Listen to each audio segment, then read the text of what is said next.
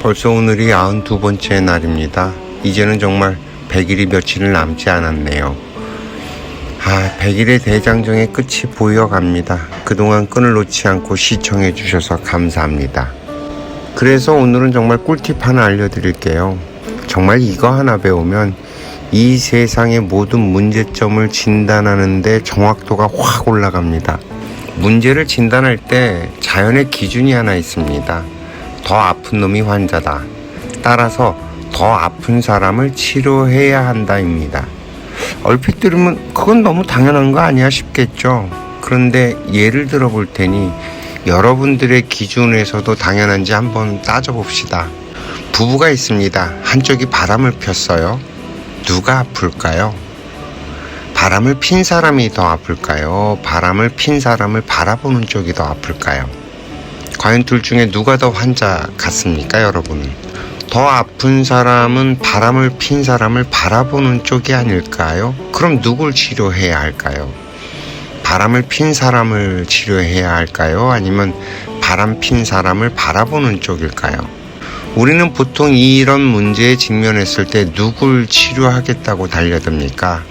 일단 바람 핀 쪽은 잘못된 것이니까 그쪽을 치료해야 한다고 하겠죠. 그러나 이 병이 과연 나을까요? 여기에서 더 깊이 들어가 보면 바람이 난 원인이 누구에게 있을까요? 아픈 사람, 즉 환자에게 원인이 있다는 겁니다. 환자가 아닌 사람에게 병의 원인이 있겠습니까? 그런데 이게 꼭 이렇게 답이 나지만은 않아요.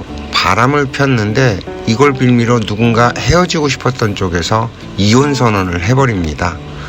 순간 분위기가 역전이 돼버리죠. 바람을 핀 사람은 바람을 피긴 했지만 이혼을 원하지는 않은 경우가 그렇게 되죠. 이렇게 되면 누가 아파질까요? 이혼을 원치 않으면서 바람을 핀 사람이 되겠죠. 그럴 줄은 몰랐다고 아무리 해봐야 이미 늦었습니다. 상대방은 그 자체가 용납이 되지 않은 사람이었고 이미 물은 엎질러졌습니다. 주워 담을 길이 없는 거죠. 자, 그럼 이제 바람을 피고 이혼을 당한 쪽에서 환자가 되고요. 이 사람이 치료를 받아야 할 환자가 됐다는 것입니다. 야, 이거 정말 꿀팁인데요. 더 아픈 놈이 환자다. 안 그래도 우리 채널에서 예전에 최태원 회장하고 노소영 이사장 이야기를 다뤘었는데 여성분들 난리가 났어요. 무조건 최 회장 잘못이라고 난리던데 자연의 법칙에선 절대 그렇지가 않습니다. 결국엔 누가 더 아프냐예요. 이 인간관계학은 상대성이에요. 항상 절대적인 기준이 있는 게 아니고 상대성으로 작동을 하기 때문에 누가 더 아프냐, 더 아픈 쪽에 잘못이 더 많다입니다. 이것도 지은 대로 받는다는 자연의 법칙, 즉 인과율의 법칙에 따라서 당연하게 작동되는 원리입니다. 더 아픈 사람이 환자예요. 당연히 잘못도 더 아픈 쪽에 있고요. 치료도 더 아픈 사람을 치료하는 것이 자연의 법칙입니다. 이런 예들 정말 많아요. 우리가 이걸 깊이 따지고 들어가 보면 교통사고 나면 교통사고 낸 사람이 잘못했다고 하잖아요. 그런데 누가 아파요? 교통사고를 낸 사람이 아파요? 아니면 당한 사람이 아파요? 이것도 그 상황을 좀 잘 봐야 되겠죠. 교통사고를 낸 사람이 골치 아파지고 힘들어지면 교통사고를 낸 사람이 환자가 될 테고, 교통사고를 당했는데 오히려 잘 쉬게 되어서 좋다고, 돈 벌어서 좋다고 한다면 덜 환자가 되겠죠. 오케이? 이런 식으로 환자, 더 아픈 사람이 환자라는 이 법칙은 사람에 따라, 상황에 따라 계속 변하고 달라집니다. 우리 채널에서 사회적인 이슈에 대해서 여러 번 다룬 적이 있어요. 세월호 때도 그랬고, 이태원 참사 때도 그랬고, 이번에 오송 사건으로 돌아가신 분들도 그렇고, 사실 죽은 양반은 가버렸기 때문에 뭐 고통스럽고 괴로웠고 이럴 건덕지가 없어요. 결국 살아남은 사람들이 그 고통을 받는 건데 그 환자가 누가 환자냐는 거죠.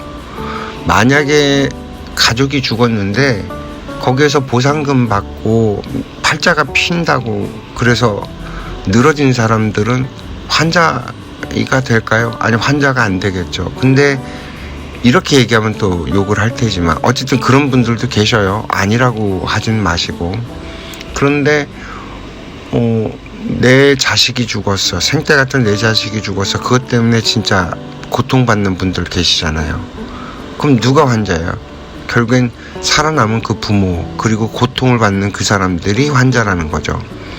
이것이 사회적으로 이슈가 됐어요. 그래서 이 사회적인 이슈 때문에 그것이 마음이 아픈 사람, 가슴이 쓰린 사람들이 분명히 존재하죠. 그럼 누가 환자? 아픈 사람이 환자. 원리는 이렇게 작동이 됩니다. 근데 이걸 갖다가 정부에다가 네가 잘못했다, 너 때문에 그렇게 됐다, 사회 시스템이 이렇게 됐다, 국가가 문제다, 정부가 문제다, 정치적으로 이용을 하는 사람들, 뭐 이런 것들이 파생이 되죠. 그 사람들 아플까요? 아니요, 안 아파요.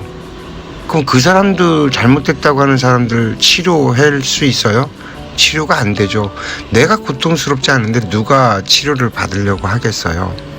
그러니 진단 자체가 잘못돼 버리면 치료 방법이 없는 거예요. 따라서 이런 경우에는 아픈 사람이 환자예요. 왜 아프게 됐을까를 찾아야 되는 거죠. 찾으면 나옵니다. 이 얘기는 뭐 또 다음에 기회가 되면 한번 끄집어내서 풀어내야 되겠지만, 근본적인 원인으로 따져보자면 내가 잘못한 것이 없이 내가 아파지는 원칙은 없다. 왜? 인과율의 법칙에 따라서 정확하게 나에게 올 것이 온다. 내가 아파지면 반드시 내가 한 행위들이 뭉치고 쌓여서 아픔으로 돌아온 것이다. 여기에서 답을 찾아가야 합니다. 그리고 사람들은 아픈 걸 두려워하는데 꼭 그렇게 볼 것만도 아니에요. 의사의 입장에서 보자면 감기는 잘 앓고 나면 사람이 더욱 건강해집니다. 뼈도 부러지고 나면 더 단단해지고요. 마찬가지 원리로 우리가 성장하면서 아픔을 겪게 되는 것들이 반드시 꼭 나쁜 것만은 아니라는 거죠. 그러다 보니 아픈 만큼 성숙해진다는 말도 이 세상에 나와 있고요. 시련이 왔을 때 우리가 어떤 선택을 하느냐에 따라 더 성장을 할 수도 있고 아예 나락으로 떨어질 수도 있는 것이니까, 그러기 위해서는 정말이지 진단을 바르게 해야만 합니다. 괜히 남 탓하고 불평불만하면서 엄한 사람 죄인 만들어 놓고 자기는 잘못 없다고 우기기만 한다면 더 고통받고 더 괴로움을 당할 일이, 진짜 하늘에 꼴밥 맞는 일이 생깁니다. 이 자연의 원리를 어떻게 받아들여지시나요? 오늘 이야기도 여기까지 하겠습니다. 시청해 주셔서 감사합니다.